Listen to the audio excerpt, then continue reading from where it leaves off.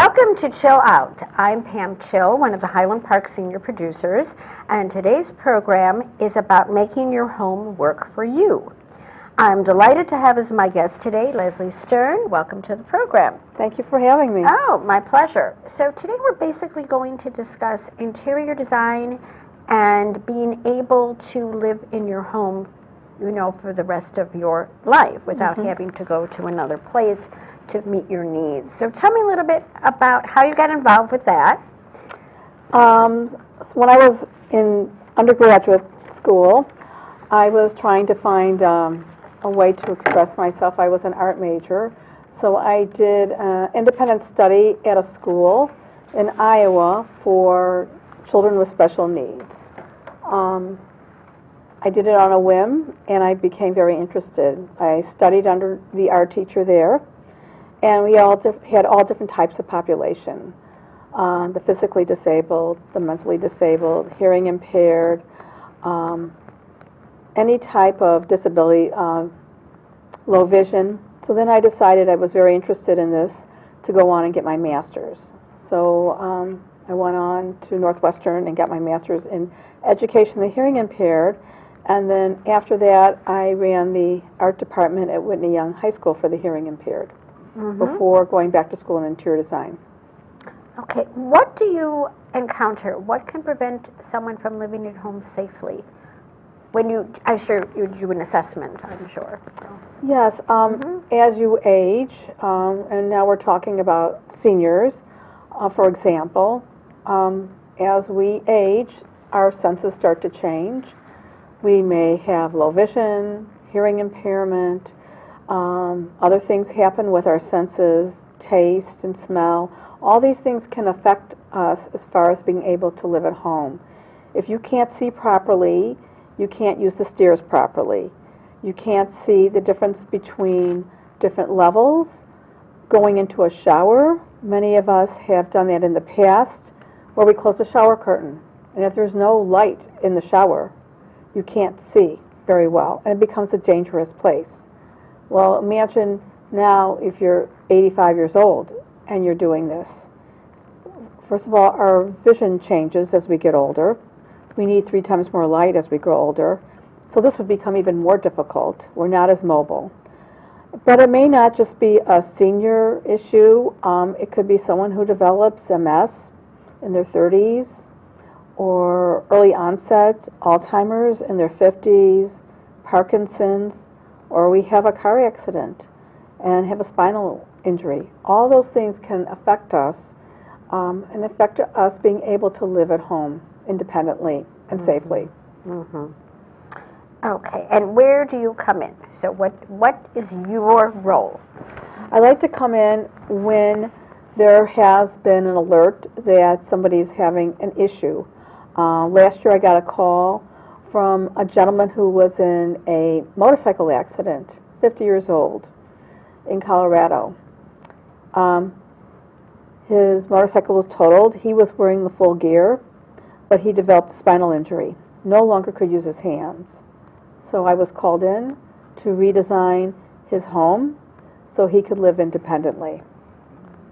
That's one example. Another example, someone who is a senior and has developed some kind of memory loss or has a mobility issue, and I may be called in by their adult children, or maybe their spouse or somebody else who's looking after them. Okay, and the amount of work that's done could be minimal or it could be major, as far as renovations, and accommodations for whatever they need. Exactly. So I do a needs analysis at the beginning. Do a safety assessment, looking over the interior and the exterior of the space. Not just how they would use the bathroom or the kitchen or be able to put their clothes away in a closet, but I'm looking at how they would enter the house or enter the condo. So I do a total safety assessment, and then from there, then I could give them the modification recommendations and then have the opportunity to change the space. And as you said, it could be adding grab bars or lighting to a total renovation of the space. Right, and I'm sure you work within the budget.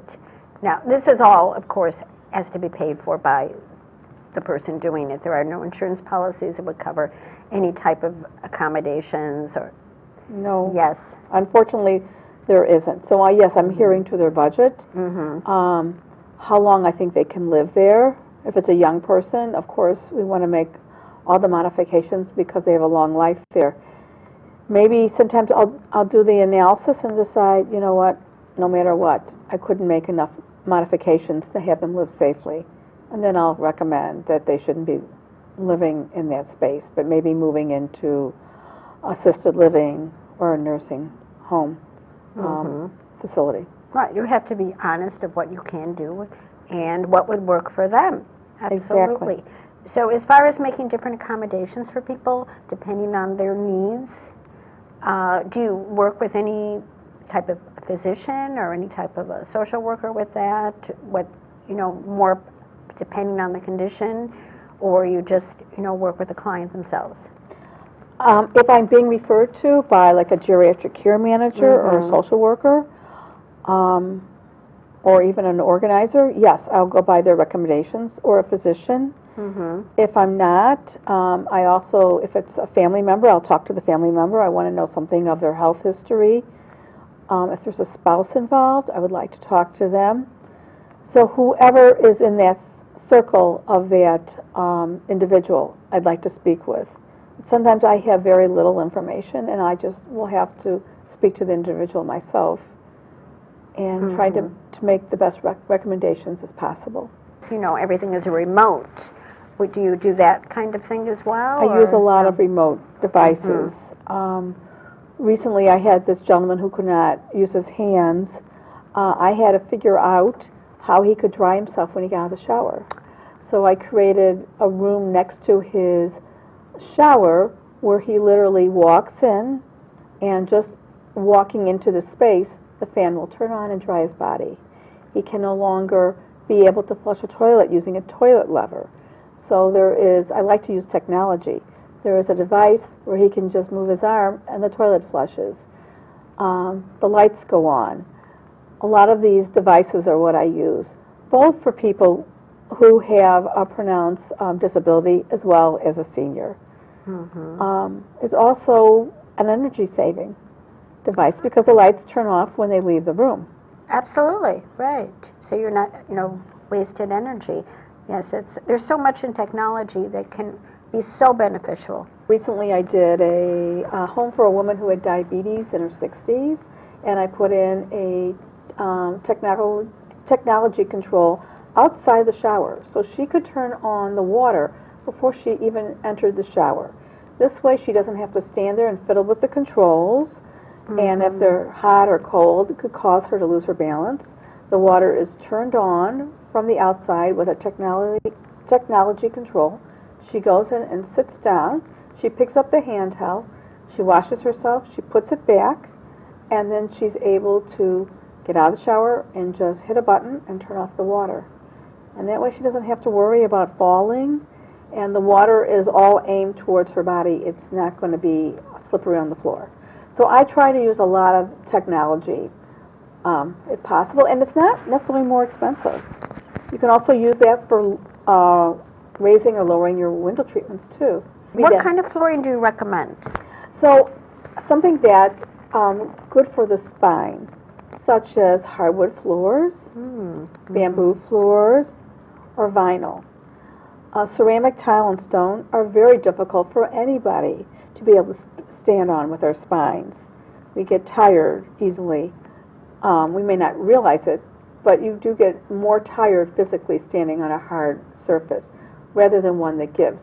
And if you drop a glass, it's not going to break that piece of tile, which is much more expensive to replace. You might get a little gouge in your hardwood floor that can then be replaced easily instead of replacing that whole stone floor. What about being slippery? Slippery, that's a very good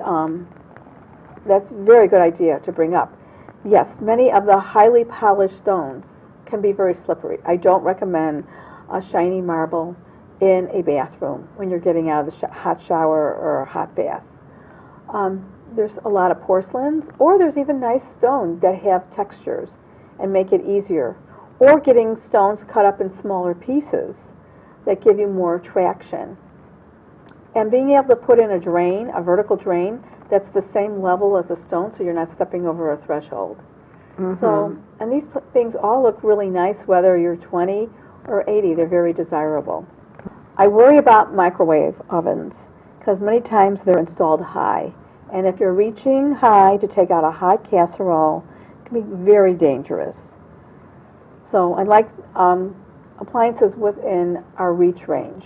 Want to contact you? Do you want to just announce your website so we can just kind of, your website, Leslie? Sure. Yes. It's Leslie, my website is Leslie, Leslie, M, like in money, Stern, STERN, design, DESIGN.com.